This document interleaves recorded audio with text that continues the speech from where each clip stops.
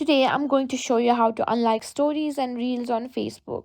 Let's get started. First, let's open the Facebook app on your mobile device and go to the Facebook website on your computer. Make sure you're logged in. At the top of your newsfeed, you'll see the stories section.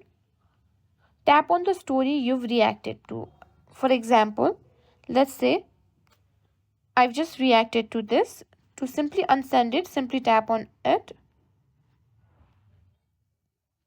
You'll see the reaction button. To simply send it, simply one time, and to simply unsend it, you can simply tap on it again and to remove it. Now let's move on to unliking a reel. Scroll through your feed or go to the reel section. Let's suppose I've reacted to this, so to simply unreact it, simply tap on the reel again,